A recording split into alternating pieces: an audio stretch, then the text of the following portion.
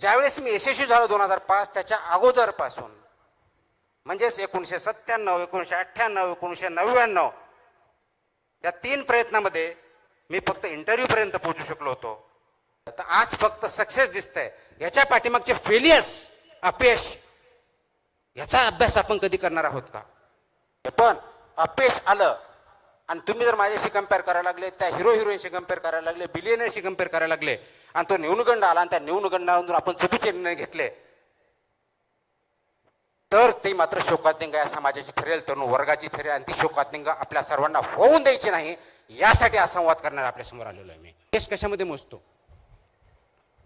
यश कशामध्ये मोजतो?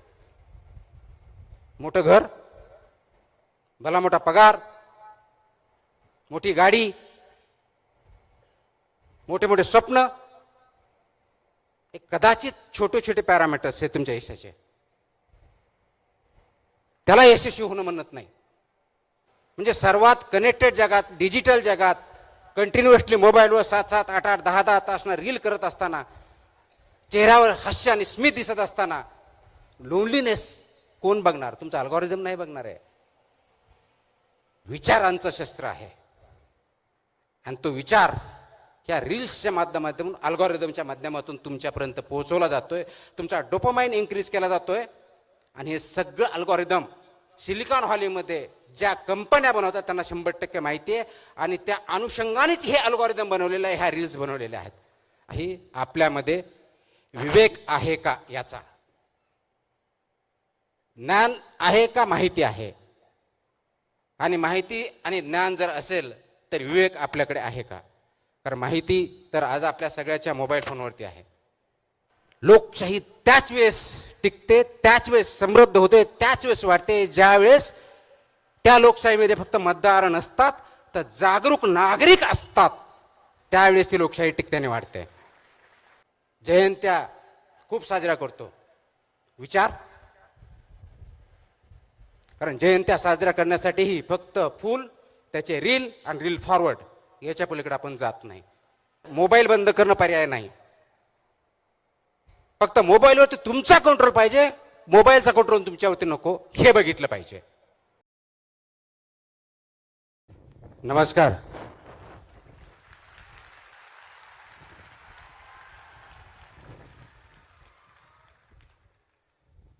जवळजवळ 21 वर्षानंतर अमरावतीमध्ये परत कार्यक्रम घेण्यासाठी या ठिकाणी मी आलेलो आहे. ते आपल्या सर्वांच्या आशीर्वादानं, सर्वांच्या प्रेमानं आणि आपल्या आग्रहाखातर एवढ्या मोठ्या जनसमुदाय इथे आपण आलात. प्रथमतः आपल्या सर्वांचे मनापासून धन्यवाद. मला हे माहीत नव्हतं की अमरावतीमध्ये या कार्यक्रमासाठी मुंबई, पुणे, कोल्हापूर, सातारा, बीड या ठिकाणाहूनही अनेक जण येतील. परंतु अत्यंत मी भारावून गेलो आहे की एवढ्या मोठ्या प्रमाणामध्ये या ठिकाणी आपण सर्व महाराष्ट्रातून आलेला आहात. मला असं वाटतं की एवढं प्रेम खरोखरच त्याचा मी लायकीचा आहे का, हा प्रश्न मला पडलेला आहे.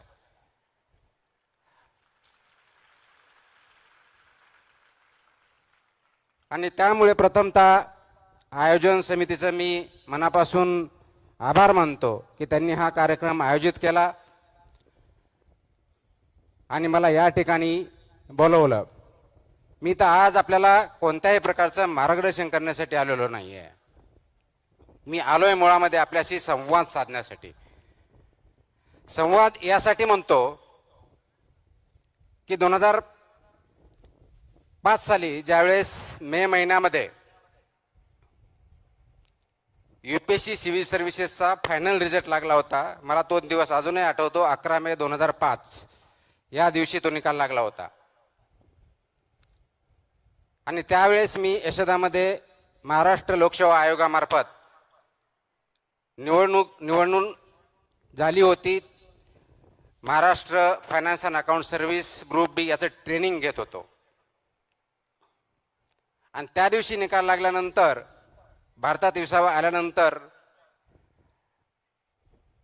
सर्वसाधारणपणे 4च्या आसपास मला तो निकाल कळला.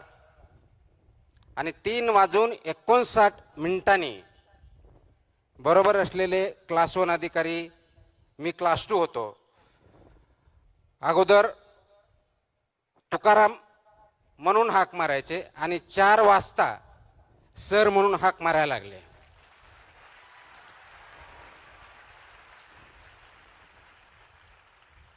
सांगायचा मुद्दा एवढाच आहे की एका सेकंदामध्ये, एका क्षणामध्ये समाजाचा तुमच्याकडे बघण्याचा दृष्टिकोन 360 डिग्री चेंज होतो.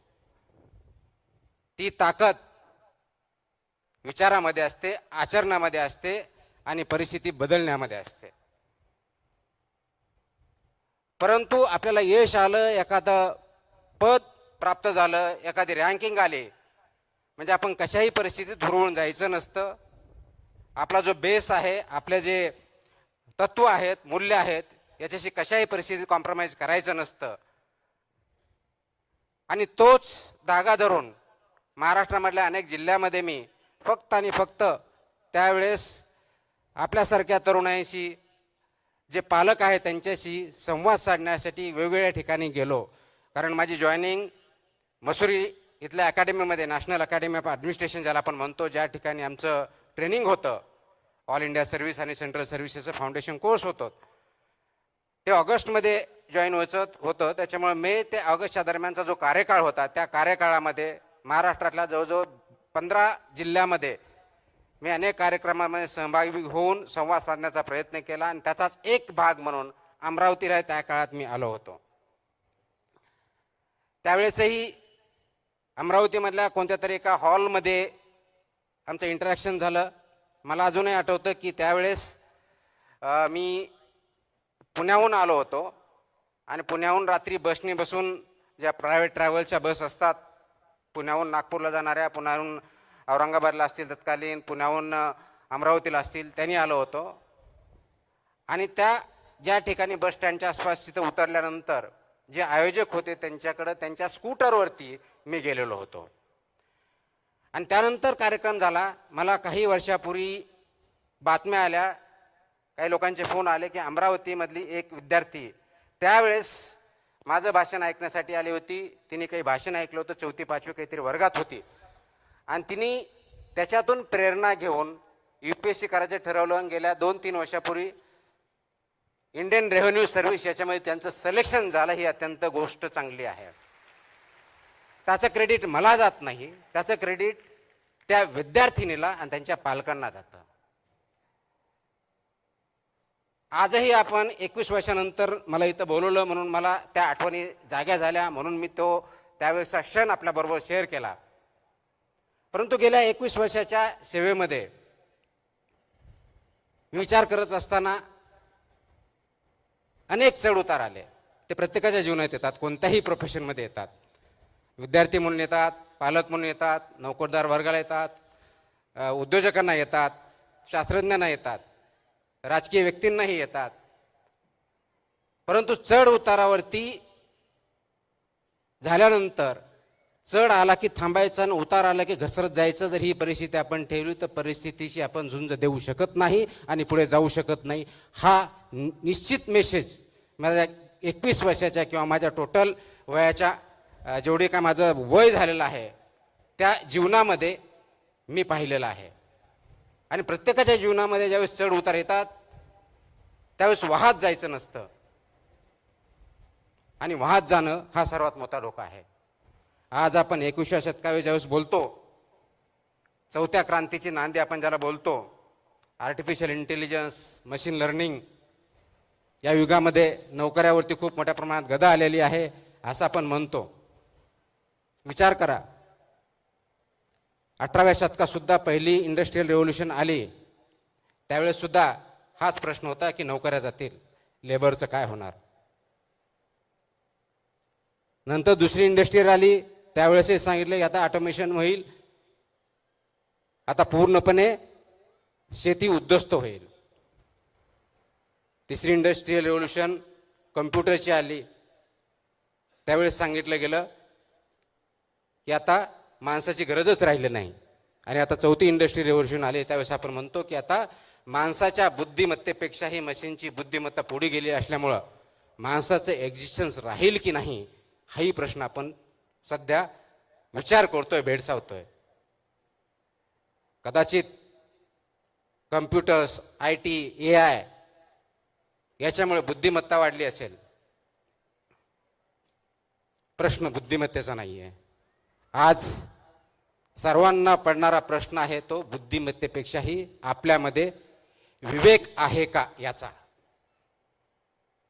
ज्ञान आहे का माहिती आहे, आणि माहिती आणि ज्ञान जर असेल तर विवेक आपल्याकडे आहे का. कारण माहिती तर आज आपल्या सगळ्याच्या मोबाईल फोनवरती आहे. आपल्याला जर आठवत असेल, आमच्या लहानपणी असतील, आमच्या अगोदरच्या पिढ्या असतील, त्यावेळेस बघितलं ज्ञान घेण्यासाठी, माहिती घेण्यासाठी ग्रंथालयामध्ये जायचं. तिथं पुस्तक वाचायचे, शिक्षकाबरोबर चर्चा करायची. एखाद्या गोष्टीचा रेफरन्स किंवा अभ्यास करायचा असेल तर कोणतं पुस्तक वाचायचे हे शिक्षकांना किंवा जे शिकलेले आहेत त्यांना विचारायचं. मग ते पुस्तक अवेलेबल आहे की नाही ते बघायचं. लायब्ररीत जायचं, ते शोधायचं, त्याच्यातला पर्टिक्युलर तो टॉपिक त्याच्यावरती वाचायचं आणि त्याच्यानंतर माहिती घ्यायची. हा प्रवास असायचा. एवढे कष्ट फक्त माहिती घेण्यासाठी असायचे. गावागावात न्यूजपेपर नव्हते, लायब्ररीज नव्हत्या. शाळेमध्ये जे शिक्षक सांगतील किंवा आपले जे पाठ्यपुस्तक असतील याच्यापुढे आपल्याला अभ्यासाचं वेगळं काही वातावरण नव्हतं. आज जगातली सर्व माहिती, फक्त जगातलीच नाही, अनेक शतकानुशतके याची माहिती किंवा पुढं काय होईल याची शक्यता हे आपल्या सर्वांच्या खिशामध्ये असतं. स्मार्टफोन. आणि एवढी माहिती आपल्या खिशामध्ये असतानाही आपल्याला अनेक प्रश्नांना तोंड द्यावं लागतं. तर ते का? माहितीसाठी नाही, माहिती तर भरपूर आहे. ज्ञानासाठी नाही, ज्ञान आपल्याला आपल्या गुगलवरती, मोबाईलवरती क्लिक केलं किंवा आता ChatGPT पासून AIचा वापर केला की ज्या सगळ्या प्रश्नाचे उत्तर भेटतात, पण ज्ञान पण भेटतं. मग अशा परिस्थितीमध्ये जन जी असतील किंवा आता नवीन जन अल्फा असेल किंवा त्याच्या अगोदरचे जनरेशन असेल, यांनी करायचं काय? तुमच्या माझ्यासमोर प्रश्न पडतो, यांच्या नोकऱ्या जातील. याच्या अगोदर 3 इंडस्ट्रियल रेव्होल्युशन झाला, त्यावेळेस कुणाच्या नोकऱ्या गेल्या नाही, नोकरीचं स्वरूप बदललं. आजही तीच परिस्थिती आहे. आणि म्हणून ज्ञान घेण्यासाठी जी धडपड करावी लागत होती ती आता करण्याची गरज नाही, कारण ते तुमच्या पॉकेटमध्ये अवेलेबल आहे. माहिती गोळण्यासाठी तुम्हाला प्रयत्न करण्याची गरज नाही, कारण ते तुमच्या फिंगर टिप्समध्ये अवेलेबल आहे. मग माहितीची गरज नाही, ज्ञान गोळा करण्यासाठी आपल्याला कष्ट करावं लागत नाहीत. पण या मशीनमध्ये, AI मध्ये विवेक कुठं आहे? हा विवेक कुठेतरी लपून बसलेला आहे, कुठेतरी आढळून बसलेला आहे, आणि ते विवेकाची पोकळी निर्माण झालेली आहे. हा सर्वात मोठा प्रश्न आपल्या समोर आहे. इमॅजिन करा, रात्रीचे 11 वाजलेत. अमरावती असेल, नागपूर असेल, नागालँड असेल, मुंबई असेल, दिल्ली असेल, पॅरिस असेल, लाईटी बंद झाल्यात, सगळेजण झोपलेत. खेडेगाव असेल आणि त्या बेडवरती तरुण मुलं मुली पडलेले आहेत. निळसर रंगाची छाप आपल्या चेहऱ्यावरती दिसते आहे, ते मोबाईल ओपन करून, आणि मोबाईलवरती आपला अंगठा चालू आहे स्क्रोल करण्यासाठी.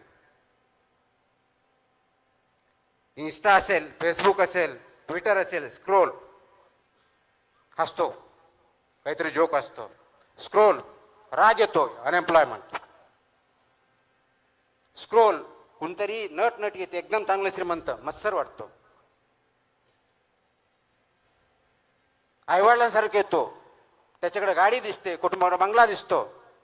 प्रश्न पडतो, मी कुठं आहे? माझा मार्ग तर चुकला नाही ना? मी कुठं कमी पडतोय? लगेच माझं कंपॅरिझन सुरू होतं. पुन्हा बरोबर, मोठ्या गाडी बरोबर, हिरो हिरोईन बरोबर, फोटो जे खूप चांगले आहेत, सुंदर आहेत, अत्यंत अट्रॅक्टिव्ह आहेत, त्याच्याशी कंपॅरिझन होतं.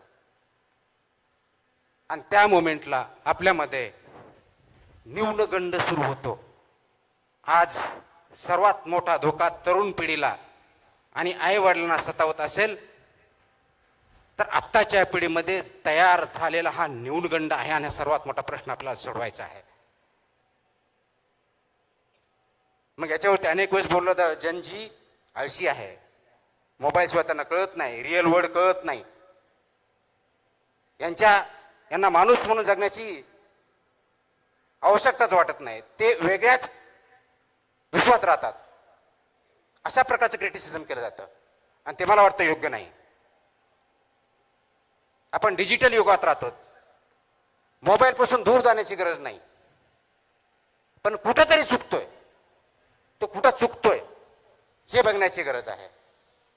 आणि म्हणून गरज कशाची आहे तर ह्या युगामध्ये ज्यावेळेस तुम्ही स्क्रोल करता ज्याच्यामुळे तुम्हाला न्यूनगंड तयार होतो तर ते अंडरस्टँड करण्याची, अप्रिशिएट करण्याची गरज आहे. हा जो न्यूनगंड तयार झाला, तुम्ही कम्पेअर करताय कुणाशी, रीलमधले असलेल्या हिरो हिरोईनशी, रीलमध्ये असलेल्या फोटोशी. जो फोटो काढलाय सर्वात चांगला आहे, सुंदर आहे, तो एक फोटो रीलवर येण्याच्या अगोदर कमीत कमी 5, 50, 25 वेळेस क्लिक केलेला आहे, त्याला डेव्हलप केलेलं आहे आणि फक्त चांगली बाजू, सर्वात चांगली बाजू आपल्यासमोर आलेली आहे. ते 50 फेल झालेले प्रयत्न मात्र तुमच्यासमोर आलेले नाहीत. अत्यंत चांगला विनोद आहे, त्याच्यावरती आपण हसतो, मनातून कळकळून असतो, पण तो तसा डायलॉग टाकण्याच्या अगोदर, डायलॉग बोलण्याच्या अगोदर, तो फेकण्याच्या अगोदर त्यांनी कधी 100-200 वेळा त्याची प्रॅक्टिस केलेली, वर्षानुवर्षे केलेले, ते फेलियर्स आपल्यासमोर येत नाहीत. आपल्यासमोर फक्त सक्सेस दिसतं. कदाचित त्याच भाषेत वेगळ्या पद्धतीनं सांगायचं तर आज मी तुमच्या समोर एक वरिष्ठ संधी अधिकारी म्हणून दिसतो. मला बऱ्याच उपमा दिल्या गेल्या, मला वाटत त्यासाठी कोणत्याही उपमेचं मी लायकी नाही आहे, परंतु ज्यावेळेस मी यशस्वी झालो 2005, त्याच्या अगोदरपासून म्हणजेच 1997, 1998, 1999 या 3 प्रयत्नामध्ये मी फक्त इंटरव्ह्यू पर्यंत पोहोचू शकलो होतो. यशाने अपयशाने खचून गेलो होतो आणि म्हणून तुमच्या माझ्यासारखा विचार करताना हा मी विचार केला की नाही, आता 2000 आपण इंटरव्ह्यू झालो, सिलेक्शन नाही झालं, म्हणून आपल्या हातात काहीतरी असावं म्हणून विचार करून परत MPSC दिली 2000ची आणि त्याचा फायनल रिझल्ट 2003ला लागला. 4 वर्षे त्याच्यामध्ये गेली. आज कदाचित त्याच्यावरती विचार होऊ शकतो की ते योग्य होतं, अयोग्य होतं. आणि मग 2003ला रिझल्ट लागल्यानंतर मधल्या काळामध्ये मी लेक्चरशिप पण केली, वेगवेगळ्या नोकऱ्या पण केल्या आणि 2004चा अटेम्प्ट देऊन फायनल सिलेक्शन झालं. तर आज फक्त सक्सेस दिसतंय. याच्या पाठीमागचे फेलियर्स, अपयश, याचा अभ्यास आपण कधी करणार आहोत का? आणि ते अभ्यास जर केलं, कारण आज कदाचित माझा फोटो तुमच्या समोर येत असेल, तुम्ही बघण्याचा प्रयत्न करत असेल, मीडिया छापत असेल, काही व्यक्ती बोलत असतील, कुणी चांगला बोलत असेल, कुणी वाईट बोलत असेल, तर यश याच्या अगोदर अपयश यायलाच पाहिजे याची गॅरंटी नाही, आवश्यकता नाहीये. पण अपयश आलं आणि तुम्ही जर माझ्याशी कम्पेअर करायला लागले, त्या हिरो हिरोईनशी कम्पेअर करायला लागले, बिलियनरशी कम्पेअर करायला लागले आणि तो न्यूनगंड आला आणि त्या न्यूनगंडावरून आपण चुकीचे निर्णय घेतले, तर ते मात्र शोकातिंगा या समाजाची ठरेल, तरुण वर्गाची ठरेल आणि ती शोकातिंगा आपल्या सर्वांना होऊन द्यायची नाही. यासाठी हा संवाद करणार आपल्या समोर आलेलो आहे मी.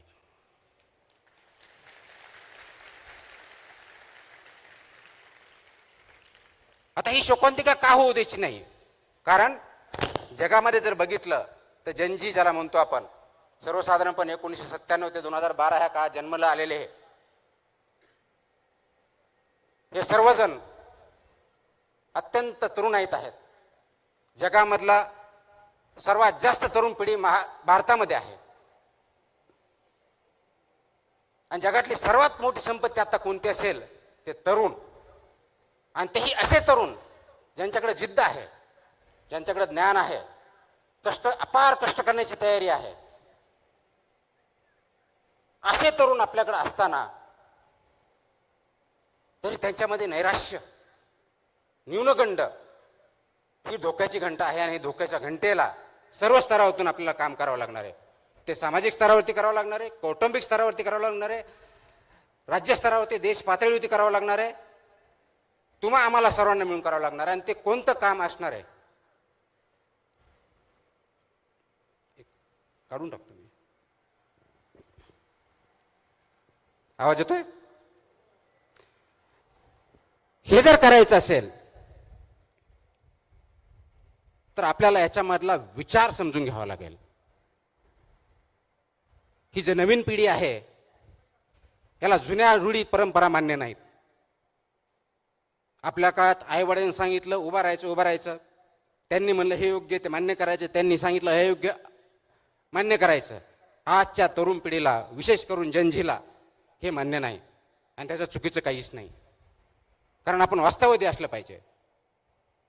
डिजिटल युगामुळे जगातल्या चांगल्या वाईट सर्व गोष्टी आपल्यासमोर आहेत. त्याच्यातल्या चांगल्या गोष्टीला प्रवृत्त करणं, चांगल्या गोष्टी अडॉप्ट करणं आणि वाईट गोष्टीपासून दूर ठेवणं हे आपलं कर्तव्य असणार आहे. आणि या तरुण पिढीला हायरार्की मान्य नाही आहे, उतरण मान्य नाही आहे, तो अमुक एक नेता म्हणून मला मान्य नाही आहे. हे सर्वजण नेते आहे, यांच्यामध्ये लिडरशिपच्या सर्व क्वालिटी भरलेल्या आहे. गरज फक्त आहे त्यांना योग्य दिशा दाखवण्याची. ती दिशा दाखवण्यासाठी आपल्याला काम करावं लागणार आहे.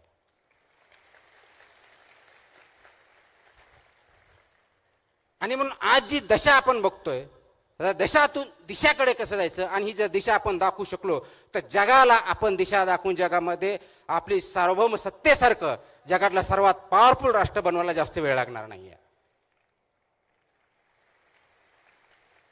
आणि ते करण्यासाठी दिशा कशी द्यायची? कुणी म्हणेल आम्हाला नोकऱ्या भेटत नाहीत. अग्रीड, नोकरीसाठी प्रयत्न केलेच पाहिजेत. नोकरीसाठी प्रयत्न करताना, कारण नोकरी भेटली म्हणजे फक्त तुम्हाला पगार भेटत नाही, त्या पगारावर तुम्हाला प्रतिष्ठा पण भेटते, स्टॅबिलिटी पण येते, विचार पण येतात. आणि सर्वात महत्त्वाचं त्या नोकरीच्या माध्यमातून असेल तुम्ही समाजाला कॉन्ट्रीब्यूट करणं, तुमच्या हातून चांगलं काहीतरी घडणं हे अपेक्षित असतं. त्यासाठी नोकरी आवश्यक असते. परंतु फक्त नोकरी एवढ्या पुरतं पाठिंबा न लागता नोकरी मागण्याबरोबरच नोकरी देणारे पण तयार होणं गरजेचं आहे. कारण ते सरकारी नोकरी असेल का प्रायव्हेटमध्ये, त्याला लिमिटेशन्स आहेत. म्हणून उद्योजक पण बनवावे लागतील. पण सर्वजण उद्योजक बनू शकत नाहीत. काही जणांना शास्त्रज्ञ पण बनावं लागेल, काहींना शिक्षक बनावं लागेल, डॉक्टर बनावं लागेल, इंजिनियर्स बनावं लागेल. वेगवेगळ्या क्षेत्रामध्ये संधी आहेत. परंतु सर्वात महत्त्वाची जी गोष्ट आहे ती फक्त नोकरी देणं किंवा नोकरी तयार करणं एवढी नाही, तर समाजामध्ये विचार करण्याची प्रवृत्ती जोपासावी लागेल आणि वाढवावी लागेल. कारण आज फास्ट फॉरवर्ड स्क्रोलिंग, व्हॉट्सअप आलं की पुढे फॉरवर्ड करणं, या युगामध्ये आपण विचार करण्याचं थांबवलं आहे. तर विचार जो थांबवला आहे त्याला थांबवून विचार करण्याची प्रवृत्ती वाढीस घालावी लागेल. त्यासाठी आज आपल्याला विचार मंथन करावं लागेल आणि ते आपण सर्वांमध्ये बिंबवणं गरजेचं आहे. आपण जीवनामध्ये काम करत असताना, लहानपणापासून मोठे होत असताना आई वडिलांबरोबर इंटरॅक्शन करतो, समाजामध्ये वावरतो, मित्रांबरोबर चर्चा करतो. दिवसभरातले 24 तास जे असतात ते कोणत्या ना कोणत्या कार्यामध्ये आपण मग्न असतो. ते काम असतं की नसतं भाग वेगळा, मग्न असतो. एक स्टडी आहे, त्या स्टडीमध्ये सांगितलं की इंडियामधला तरुण सर्वसाधारणपणे दिवसातले 7 ते 9 तास हा स्क्रीनवरती घालतो. 7 ते 9 तास. आता 7 ते 9 तास ज्यावेळेस स्क्रीनवरती घालतो, त्या स्क्रीनवरती एक स्क्रोल केल्यानंतर, एक अंगठाने एका बोटाने तुम्ही एक स्क्रोल केल्यानंतर किंवा फॉरवर्ड केल्यानंतर विचार करतो का की आज ज्या जोकवरती मी हसलोय त्याचा अल्गोरिदम ऑलरेडी तिथं टिपलं जात आहे. ज्या फोटोवरती मी नॉट लाईक म्हटलंय तो परत आपल्यासमोर येणार नाहीये. ज्याच्यावरती मी टीका केली आहे ते रील्स मला परत भेटणार नाही आहेत. ज्याला मी लाईक केलंय ते सर्व माझ्यासमोर येणार आहेत.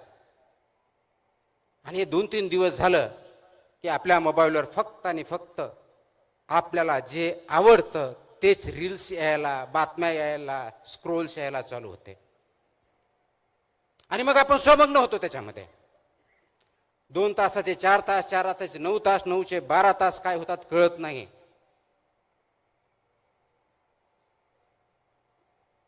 मोबाईल तुम्ही वापरत आहात का तुम्हाला मोबाईल वापरतोय, हा खरा प्रश्न आज आहे. स्क्रीन तुम्ही चालवत आहात का स्क्रीनच तुम्हाला चालवते, याच्यावरती विचार करण्याची, थांबण्याची गरज आज आपल्या सर्वांमध्ये आलेली आहे. मला वाटतं तो जर विचार आपण केला तर अनेक प्रश्न गुंतागुंतीचे जे आपल्याला वाटतात ते सरसकट सुटू शकतात. आणि म्हणून यामुळे काय झालं, मला जे आवडतं ते मी ऐकतो, मला जे आवडत नाही ते माझे शत्रू होतात. विचार वैविध्य होत नाही, लगेच तंटे भांडणं व्हायला सुरुवात होतात. ज्यावेळेस विचार असतो त्यामध्ये विविधता असते. मला जे आवडतं त्याच्या व्यतिरिक्त कोणीही बोलला तो माझा शत्रू, मित्र दूरचा शत्रू, वादविवाद पण नाही. आणि आज आपण जर जगाचा इतिहास बघितला, अगदी शेकडो वर्षाचा बघितला, प्रत्येक वेळेस प्रत्येक शतकात वॉर झालेले आहेत. कधी दगडाने झाले, कधी तलवारीने झाले, कधी बॉम्बगोळ्याने झाले, वर्ल्ड वॉर झाले, केमिकलचे वॉर झाले. आत्ताही जगामध्ये काही ठिकाणी वॉर्स चालू आहेत.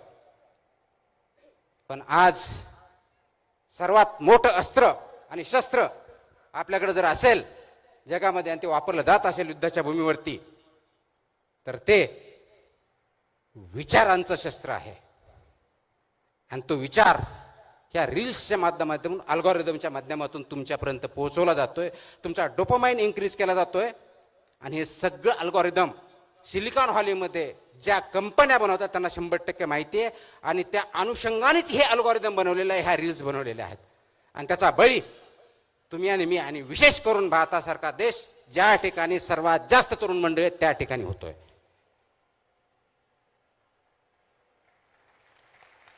आपण गुलामगिरीच्या बद्दल बोलतो, मला स्वातंत्र्य आहे म्हणतो. स्वातंत्र्यामध्ये आपण आहोत, यस.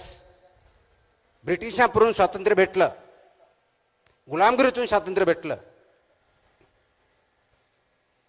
पण तुमचे विचारच जर तुमचे नसतील तर तुम्ही मुक्त आहात का? का एका गुलामगिरीतून जाऊन, फिजिकल कष्टाच्या गुलामगिरीतून जाऊन विचारांच्या गुलामगिरीत तुम्ही आणि मी गुरफटले गेलोत का? याच्यावरती विचार करणं आणि कार्य करण्याची वेळ आलेली आहे. आणि ती आपण स्वतःहून ओढून घेतलेली आहे. त्यावरतीच आपल्याला सर्वांना काम करायचंय, जागं व्हायचंय, जागं करायचंय.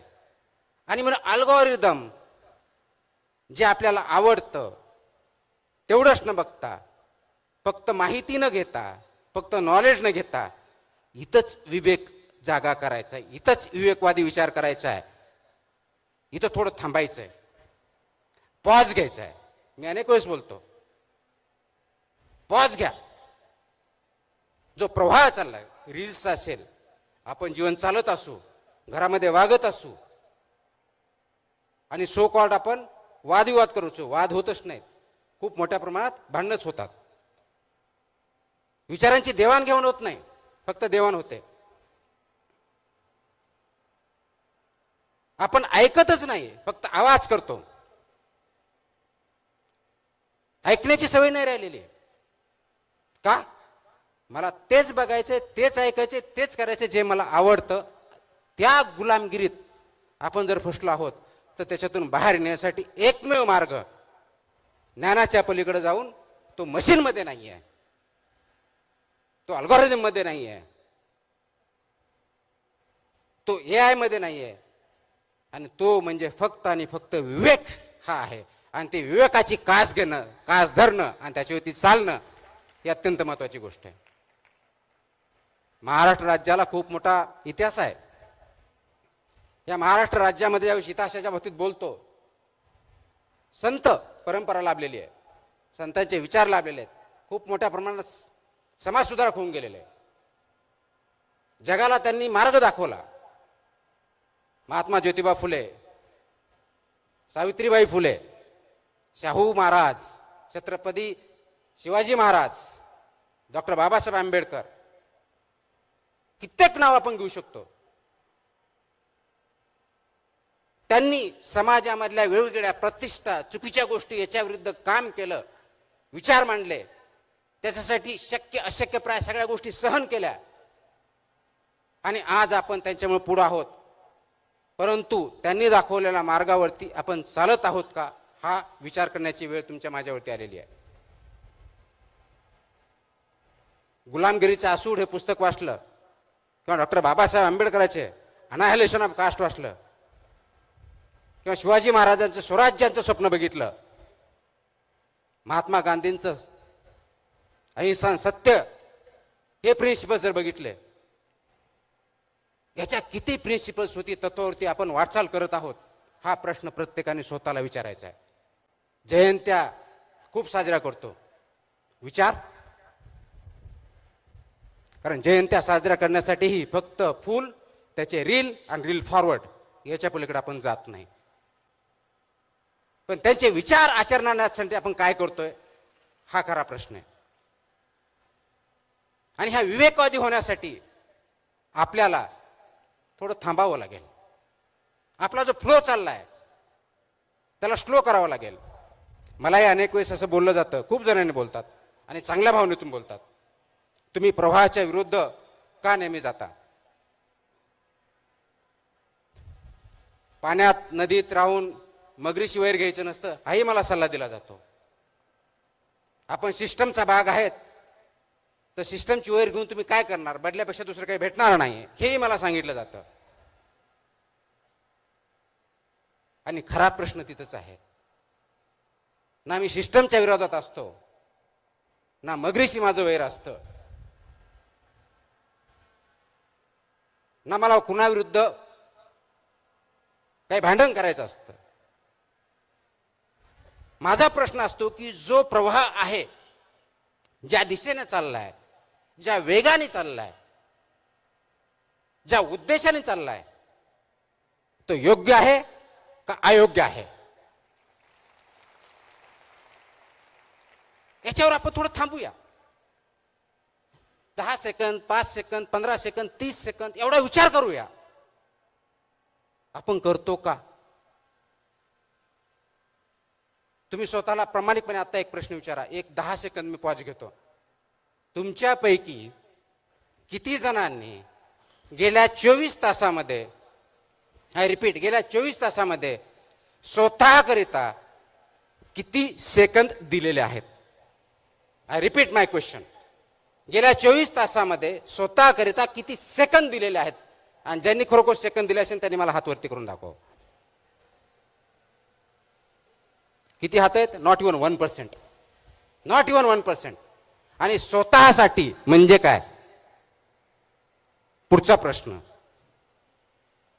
विचार करण्यासाठी. स्वतःसाठी म्हणजे झोपण्यासाठी नव्हे, स्वतःसाठी म्हणजे भांडण्यासाठी नव्हे. आणि विचार कोणता? गेल्या 24 तासामध्ये माझ्यामध्ये, स्वतःमध्ये अशी कोणती वाढ झाली ज्याच्यामुळं मी स्वतःला माणूस म्हणून संबोधू? असा किती जणांनी प्रश्न विचारला? गेल्या 24 तासामध्ये मी असं काय केलं की समाजाला काहीतरी मी कॉन्ट्रीब्यूट केलं, कुणाची तरी मदत केली, कुणाचा तरी प्रॉब्लेम सॉल्व्ह केला, कुणाला तरी आनंदी केलं? का? मी सिनेमाला गेलो, मी बघितलं, मी खेळलो, हा स्वतःसाठीचा वेळ नाहीये. तुम्ही 24 तासामध्ये किती ग्रो झाला, विचाराने असेल, आचरणाने असेल, कॉन्ट्रीब्युशन समाजामध्ये चांगला बदल घडवण्यासाठी असेल, किती जण प्रश्न विचारतात. आणि जर याचं उत्तर नसेल तर त्याचा अर्थ एवढाच आहे, तुम्ही माणूस म्हणून जगत नाहीत, तर प्रवाहामधला एक ओंडका म्हणून जगत आहात. जिकडं वारं जाईल, जिकडं राहिलं त्या ठिकाणी काम करतायत.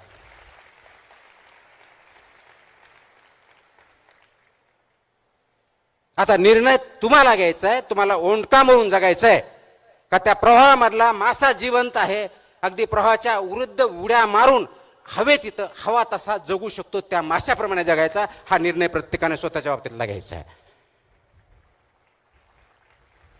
ओंडक्याला अस्तित्व नाहीये. लाट आली तिकडे जाईल, मोठी लाट आली तर नदीच्या बाहेर पडेल, संपला. माशाला अस्तित्व आहे, तो जिवंत आहे म्हणून तो उड्या मारतो. ज्या ठिकाणी जायचे त्या ठिकाणी जातो, ज्या ठिकाणी अन्न खायचे त्या ठिकाणी खातो. पण हे करत असताना नदी पोल्युशन करत नाही, प्रदूषित करत नाही, एन्व्हायरमेंटचा प्रोटेक्ट करतो, डायव्हर्सिटी बघतो. आपण करतोय? खूप मोठा प्रश्न आहे. मग तुमच्यामध्ये असा प्रश्न विचारेल की तुम्ही नवीन पिढीवरती टीका करताय. मी बिलकुल टीका करत नाही. रादर नवीन पिढी जी आहे ती अत्यंत हुशार आहे, कष्टाळू आहे, इनोव्हेटिव्ह आहे, नाविन्यपूर्णता त्याच्यात आहे. म्हणजे हे सगळं असतानाही हे प्रॉब्लेम का, हा प्रश्न मला पडतो, शासनालाही पडतो, समाजालाही पडतो, आई वडिलांनाही पडतो. आणि हे सगळं असल्यामुळे आणि याच्यावरती मात करण्यासाठी आपल्याला जी गरज आहे ती दिशा दाखवण्याची. ती दिशा कशी दाखवणार हा आपल्या समोरचा प्रश्न आहे. नोकरीसाठी काम करायचं नाही आहे, सिस्टम तयार करायच्यात. समाजामधल्या सिस्टम असतील, कुटुंबाच्या सिस्टम असतील, राजकारणातल्या सिस्टम असतील, प्रशासनातल्या असतील. कारण नव्या पिढीमध्ये स्पीड खूप आहे, अत्यंत स्पीड आहे, एनर्जी आहे. तेवढी स्पीड कदाचित तुमच्या माझ्यात नाही आहे. मग ही जी स्पीड आहे, परंतु दिशा आहे का? तुम्ही योग्य दिशेनं चाललायत का, याच्यावरती विचार करण्याची गरज आहे. आणि ते दिशा नसल्यामुळे आपण भरकुटून जातोय. तरी दिशा दिली पाहिजे. डिजिटल आहे, मोबाईल बंद करणं पर्याय नाही. फक्त मोबाईलवरती तुमचा कंट्रोल पाहिजे, मोबाईलचा कंट्रोल तुमच्यावरती नको, हे बघितलं पाहिजे. आणि हे जर करायचं असेल तर या नवीन पिढी ज्या संक्रमणातून जाते ते आपण ॲक्सेप्ट केलं पाहिजे. आज आपली तयारी ती आहे का समाजाची? मला वाटतं बऱ्याच अंशाचं उत्तर नाही असं आहे. आणि म्हणून प्रॉब्लेम निर्माण झालेले आहे. ही जी संक्रमण अवस्था आहे समाजाची आहे, ही संक्रमण अवस्था नव्या पिढीची आहे. त्यांना जे गोष्ट ध्येय गाठायचे आहेत त्यासाठी ते धडपड करतायत. ही एनर्जी जी आहे ती एनर्जी चॅनलाइज करायची आहे. कारण अनकंट्रोल ऊर्जा जी असते त्याच्यामधून स्फोट होऊ शकतो. पण ती जर कंट्रोल केली तर त्याच्यामधून पाहिजे ती एनर्जी ज्या उद्देशासाठी करायची ती आपण तयार करू शकतो. ही जी नव युवक आहेत, नवीन जनरेशन आहे, त्याला ती एनर्जी देण्याची, हे संक्रमण अवस्था जाणून घेण्याची आणि त्याच्यातून त्यांच्याबरोबर चालण्याची, त्यांच्या विचार समजून घेऊन पुढे जाण्याची गरज आपल्या सर्वांना आहे. आणि त्यासाठी आपण काम करणं गरजेचं आहे. हे करत असताना खूप मोठ्या प्रमाणात प्रश्न येऊ शकतात, अडचणी येऊ शकतात. आणि म्हणून जगामध्ये आता जर बघितलं तर बदलाचे वारे भयंकर आहेत. काही दिवसापूर्वी भारतामध्ये खूप मोठ्या प्रमाणावरती आंदोलन झालं. आणि मी आता जसं म्हटलो त्यावेळेस त्या जनरेशनला, ज्याला जनजी म्हणतो, त्यांना लिडरशिप अशी एक हायरार्की चालत नाही. प्रत्येकजण त्याच्यामध्ये लीडर आहे. का लीडर आहे? त्याच्या अपेक्षा आहेत, आकांक्षा आहेत, ॲस्पिरेशन्स आहेत. ते फुलफिल होण्यासाठी ज्यांना आपण आळशी म्हणतो, ज्यांना आपण क्वेश्चन करतो की आळशी आहे म्हणून, ती जनरेशन सर्वात जास्त क्लायमेट चेंजवर बोलते. ती जनरेशन सर्वात जास्त टेक्नॉलॉजीवर बोलते, टेक्नॉलॉजीवरती काम करते. ती जनरेशन मेंटल इलनेस बंद ओपनली बोलते. म्हणजे माझ्या अगोदरच्या काळात किंवा माझ्या अगोदरच्या पिढ्यामध्ये जर बघितलं, मेंटल इलनेस बघितलं तर वेडा म्हणायचे. आज नवीन जनरेशनमध्ये तेवढं धैर्य आहे, तेवढं करेज आहे की आमचा मेंटल इलनेस आहे तो इलनेस नाही आहे. एखादी गोष्ट ॲक्सेप्ट करण्यासाठी जे करेज लागतं ते त्यांच्यामध्ये आहे आणि ते करेज आपल्या तुमच्यामध्ये करायचीच नसेल. त्या धैर्याला तुमची साथ देणार आहात की नाही हा महत्त्वाचा मुद्दा आहे. आणि मग जगामध्ये सर्वात मोठे जे प्रॉब्लेम आहेत, टेररिझम असेल, विचार वेगळ्या पद्धती असतील, क्लायमेट चेंज असेल, डिजिटल रेव्होल्युशन असेल, हे ॲक्सेप्ट करून ही जी एनर्जी आहे ती चॅनलाइज करायची आहे. आणि ती करण्यासाठी आपल्याला आज तुम्हा सर्वांना, नवीन जनरेशनला सुद्धा यशाची डेफिनेशन काय आहे याच्यावरती विचार करण्याची गरज आलेली आहे. आपण यश कशामध्ये मोजतो? यश कशामध्ये मोजतो? मोठं घर, भला मोठा पगार, मोठी गाडी, मोठे मोठे स्वप्न, एक कदाचित छोटे छोटे पॅरामीटर्स आहेत तुमच्या यशाचे, त्याला यशस्वी होणं म्हणत नाही. ते जर असतं तर मग सर्वच जगामधले जे श्रीमंत लोक आहेत ते यशस्वी झाले असते.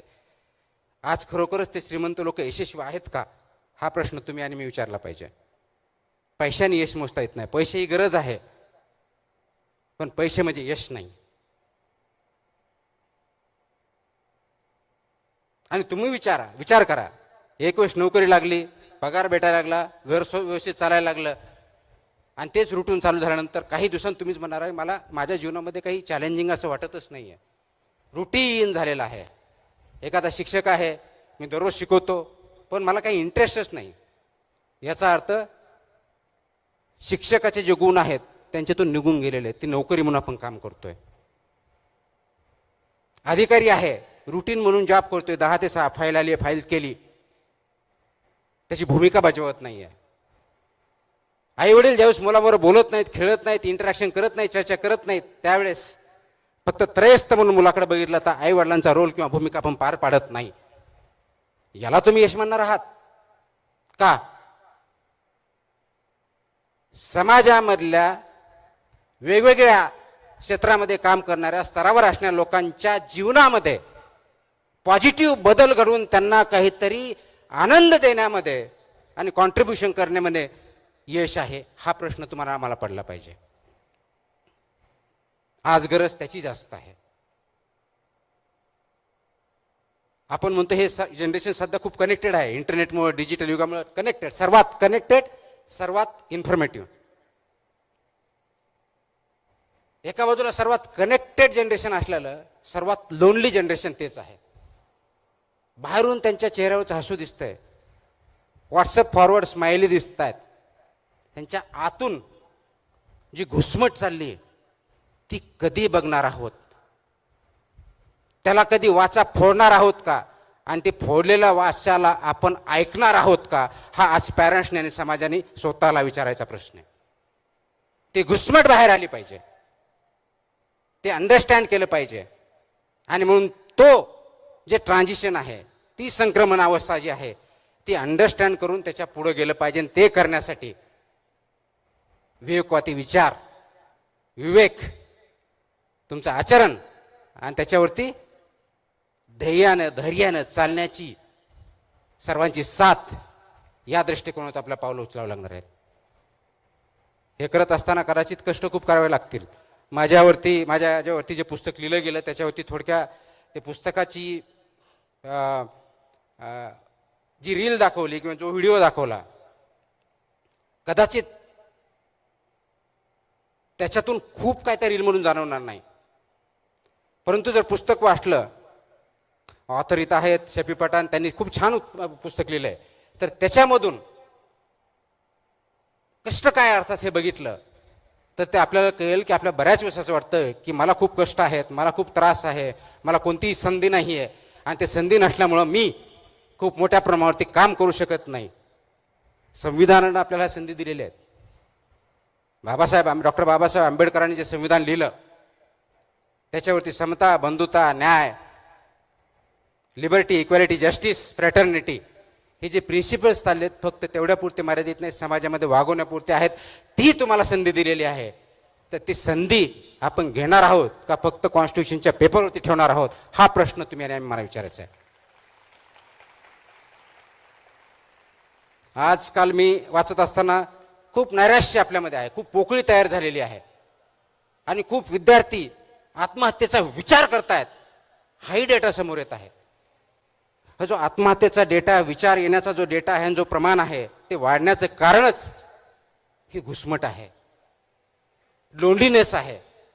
म्हणजे सर्वात कनेक्टेड जगात, डिजिटल जगात कंटिन्युअसली मोबाईलवर 7-7, 8-8, 10-10 तास रील करत असताना, चेहऱ्यावर हास्य आणि स्मित दिसत असताना लोनलीनेस कोण बघणार? तुमचा अल्गोरिदम नाही बघणार आहे. तुमचा खरा साथी, आई वडील, भाऊ बहीण, मित्र, पत्नी, पती, कोणीतरी बघणार आहे. आणि ते करण्यासाठी थोडा विश्राम घ्यावा लागणार आहे, थोडा पॉज घ्यावा लागणार आहे. जो प्रवाह चालू आहे रीलचा फॉरवर्डचा तो क्वेश्चन करावा लागणार आहे. Let's stop, let's take a break. आणि तो ब्रेक घेतला, सिंहावलोकन केलं. अरे माझ्या जीवनामध्ये, माझ्या 20 वर्षाच्या काळामध्ये, 25 वर्षाच्या काळामध्ये, 40 वर्षाच्या काळामध्ये मी काय केलं? जन्माला आलो, नोकरी लागली, पद प्रतिष्ठा भेटली. इतिहासामध्ये असे बरेच अधिकारी आले, पदाधिकारी आले, नेते आले. किती जणांची नोंद आहे? सर्वात श्रीमंत माणूस किती नोंदी आहेत? सर्वात मोठा वॉरियर किती नोंदी आहेत? महात्मा गांधी किती श्रीमंत होते? नेल्सन मंडेला किती श्रीमंत होते? डॉक्टर बाबासाहेब आंबेडकर कोणते मोठे बंगले होते? शिवाजी महाराजांनी स्वतःचे असे किती बंगले बांधून त्याच्यात राजवाडे तयार केले होते?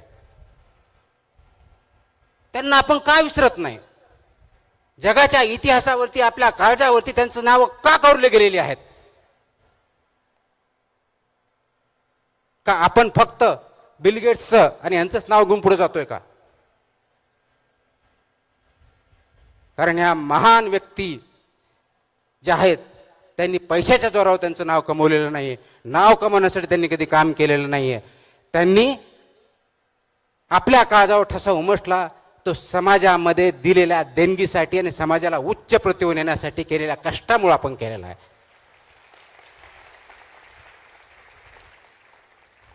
इमॅजिन करा, डॉक्टर बाबासाहेब आंबेडकरांनी आपल्याला लोकशाहीमध्ये प्रत्येकाला, ज्या कॉन्स्टिट्युएंट असेंब्लीने नेहरूपासून आंबेडकरापर्यंत सर्वजण होते, सरदार पटेल होते, मौलाना अबुल कलाम आझाद होते, या सर्वांनी जे कॉन्स्टिट्यूशन त्यांनी प्रत्येकाला तत्कालीन 21 वर्षानंतर 18 वर्षाच्या वर त्याला प्रत्येकाला मतदानाचा अधिकार दिला.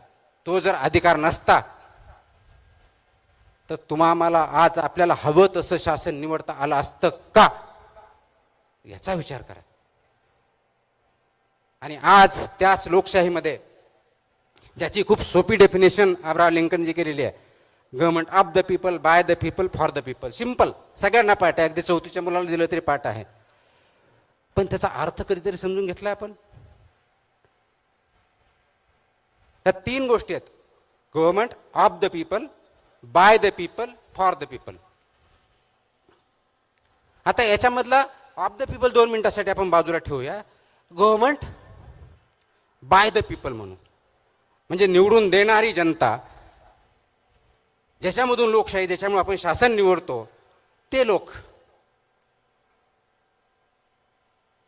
आतून खोकले असेल तर काय होणार? जे की बऱ्याच अंशी आज खरं आहे.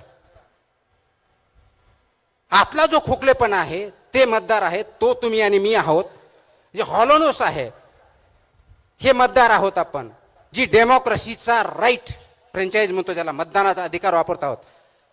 खोकला आहे, आपल्यामध्ये कोणतीही नक्कीमत्ता नाही आहे, कोणताही विचार नाही, जिकडं फ्लो चाललाय तिकडं चाललोय, ओंडक्या सटका. आणि त्याच्या आधारावरती ही लोकशाही, हे शासन, आपण कोणतंही जे असेल, मी पार्टीबद्दल बोलत नाही, मी लोकशाही आणि शासन या पद्धतीबद्दल बोलतोय. ज्या खोकल्या विचारांनी जर आपण निवड केली तर ते शासन, ती लोकशाही कुणासाठी असेल? जो तिसरा प्रश्न आहे, government of the people, by the people, for the people, त्या खोकल्या लोकांसाठीच असेल. हे आपण का सविस्तरपणे विसरत आहोत? हा प्रश्न आपण स्वतःला विचारायचा.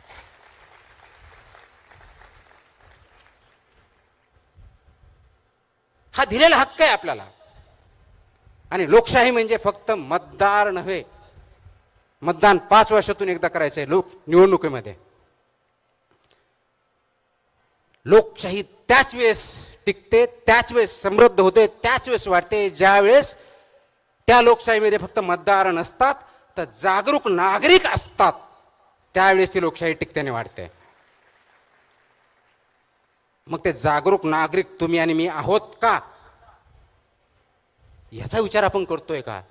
का फक्त मतदानाच्या वेळेस 60च्या ऐवजी 80% मतदान झालं म्हणजे आमची लोकशाही प्रगल्भ झाली, ह्या घोषणा देण्यापूर्वच मर्यादित आहे का, हाही प्रश्न तुम्ही आणि मी स्वतःला विचारला पाहिजे. आणि म्हणून स्वातंत्र्य असून चालत नाही, फक्त मानून चालत नाही. आज तुम्हाला आणि मला हा प्रश्न विचारावा लागेल, प्रत्येक गोष्ट जी आपण वाचतोय ती खरी आहे का? कारण अल्गोरिदम विचाराचं प्रदूषण एवढ्या मोठ्या प्रमाणात वाढलेलं आहे आणि प्रत्येक गोष्ट फॉरवर्ड विचारामध्ये algorithm, reels, social media, even पुस्तकं. कारण त्या पद्धतीनं एकच गोष्ट रिपीटेटिव्ह करून सांगितलं की खरी वाटते. जो मोठ्याने बोलतो तो आवाज, आणि ह्या आवाजामध्ये दबला जातो तो विचार, हा प्रॉब्लेम झालेला आजचा. आज आवाज वाढला पाहिजे का विचार, हा प्रश्न आपण कोणी विचारत नाही. आवाज मोठा कुणाचा, विचार कुणाचा, हा प्रश्न आपण विचारत नाहीये. आणि म्हणून तो विचार मोठा करायचा जर असेल तर आवाजाला लहान करावं लागेल. ही तयारी आपली स्वतःची, आपल्या स्वतःच्या कुटुंबापासून कम्युनिटीपर्यंत, समाजापर्यंत सर्वांची असेल तर, आणि तरच तो समाज आणि ते कुटुंब आणि कम्युनिटी पुढे जाऊ शकते. अन्यथा आपण जी स्वप्न बघतोय ती दूर दूर चलत राहणार आहेत. आपण ते स्वप्न कधीही पादाक्रांत करू शकणार नाही. मग आपण पुढच्या पिढ्यांना काय देणार आहोत?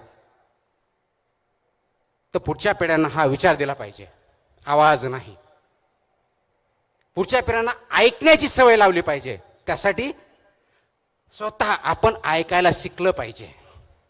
अगोदर मला ऐकावं लागेल, त्यांचं म्हणणं काय, त्यांची ट्रान्झिशन काय, इच्छा काय, आकांक्षा काय आहेत, अपेक्षा काय आहेत, त्यांच्या अडचणी काय आहेत, ते ऐका, त्याच्यावरती विचार करा.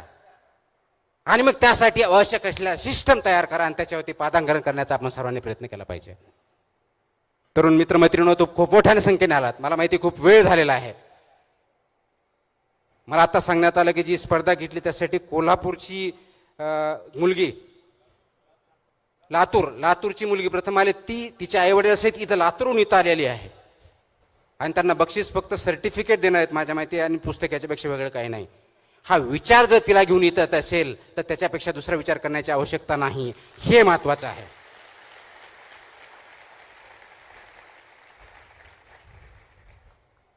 आपण 10 वर्षानंतर, 20 वर्षानंतर, 40 वर्षानंतर, 50 वर्षानंतर काय म्हणून राहणार आहोत? आपण मृत्यू झाल्यानंतर आपली इतिहासात नोंद घेतली जाणार की याचा विचार करू नका. इतिहास फक्त त्यांनाच ओळखतो, त्यांचीच जाणीव ठेवतो, त्यांचीच ओळख ठेवतो, त्यांच्याच खानाखुणा ठेवतो जो समाजाला पुढच्या स्टेजवर घेऊन जाण्याचा प्रयत्न करतो आणि त्याच्यात यशस्वी होतो. आणि ते महान नेत्यांनी केलेलं आहे, समाजामधल्या, भारतातल्या, महाराष्ट्रातल्या, जगातल्या. आणि ते नेण्याचं काम विवेकाने केलं आहे. ज्ञानेश्वर महाराजांनी, संत ज्ञानेश्वर महाराज यांनी ज्ञानाचं कनेक्शन विवेकाशी लावलं.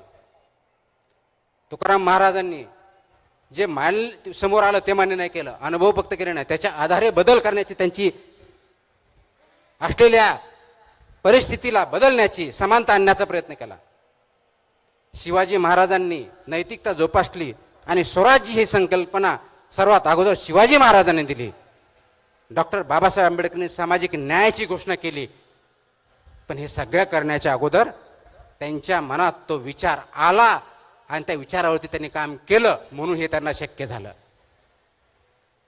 21व्या शतकातला भारत समाज किंवा स्वतः तुम्ही आणि तुमची पिढी, तुमचे मुलं हे घडवायचे जर असतील तर प्रथमतः गरज काय असेल तर तुमच्यामध्ये तो विचार येण्याची, त्याच्यावरती रुजवण्याची आणि त्याच्यावरती काम करण्याची. ही तयारी तुमची, माझी, समाजाची आणि नवीन जनरेशनची आहे का, हा प्रश्न तुमच्या समोर आहे. आणि ही जर विचार करण्याची प्रवृत्ती नसेल, रुजवण्याची साठी प्रयत्न करणार नसाल, याच्यामध्ये सहभागी होणार नसाल, तर आपण जो जगामधला सर्वशाली देश बनण्याचं स्वप्न बघतोय ते तर दूर राहा. आपण स्वतःही, कुटुंबही तेवढं सर्वशाली, महान किंवा शक्तिशाली होणार नाही. ही क्लिअर कट अधोरेखित करण्याची गोष्ट आहे. आणि म्हणून त्या दृष्टीनं काम करण्यासाठी आज आपल्याला काही गोष्टी मान्य कराव्या लागतील, त्याच्यावरती काम करावं लागेल. आणि ते सर्वात महत्त्वाची माझ्या दृष्टिकोनातून जी गरज आहे ती समाजामध्ये नैतिकता या गोष्टीची आहे. नैतिकता जोपर्यंत वाढत नाही, नैतिकता जोपर्यंत अंगीकारत नाही, तोपर्यंत त्या समाजाचा, त्या कुटुंबाचा, त्या कम्युनिटीचा जगात कधीच उद्धार झालेला नाही. असे अनेक उदाहरणं आतापर्यंत आहेत. ती नैतिकता म्हणजे काय? नैतिकता फक्त ज्यावेळेस कन्व्हिनियंट होईल त्यावेळेस वापरायची आणि बाकीच्या वेळेस खुंटीला टांगून ठेवायची, ती नैतिकता नसते. नैतिकता ती असते ज्यावेळेस तुम्ही खरोखर अडचणीत असता त्यावेळेस सुद्धा ते प्रिन्सिपल, ते व्यक्ती, ती व्हॅल्यू, त्याची गाठ तुमच्या बरोबर राहते, ती मी सोडत नाही, त्याला नैतिकता म्हणतात. आणि म्हणून मला अनेक वेळेस सांगितलं जातं की तुम्ही असं केलं असतं तर आणखी असं काही करता आलं असतं. एखादा व्यक्ती आहे, तो शिक्षक आहे, प्राध्यापक आहे, प्रिन्सिपल आहे, त्याच्या कॉलेजमध्ये ॲडमिशन होत आहेत आणि मेरिटनुसार एक्स व्यक्तीचा नंबर लागतोय, परंतु त्याला कोणीतरी पैसे देतोय, कोणतरी संस्था सांगते किंवा कुणातरी फोन येतोय, दबाव येतोय, म्हणून तो वाय व्यक्ती त्या मेरिटपेक्षा खालच्या मुलाला ज्यावेळेस ॲडमिशन देतो त्या मोमेंटला तो प्रिन्सिपल म्हणून काम करत नाही, तो फक्त बाहुलं म्हणून काम करतो. आपल्याला बाहुले नको आहेत, आपल्याला ते प्रिन्सिपल म्हणून काम करण्याची गरज आहे. आणि आपणही व्यक्ती म्हणून, माझा मुलगा आहे हो, ओळखीच्या ते मदत करा, काय फरक पडतो एका बाजूला गेलेला, हेही म्हणण्याचे आपण बंद केलं पाहिजे. कारण याची सुरुवात समाजापासून होते. टाळी कधीही दोन हाताने वाजत असते. आपला हात चांगल्या गोष्टीसाठी पुढे करा, वाईट गोष्टीसाठी नाही. आपलं पाऊल, आपला प्रवाह योग्य आहे की नाही ते विचारा. योग्य असेल तर पाऊल त्या दृष्टीने टाका, अयोग्य असेल तर योग्य दिशा ठरवा, त्याच ठिकाणी योग्य पाऊल उचला. भविष्य तुमचं आणि माझं असेल. एवढंच बोलतो. जय हिंद, जय महाराष्ट्र.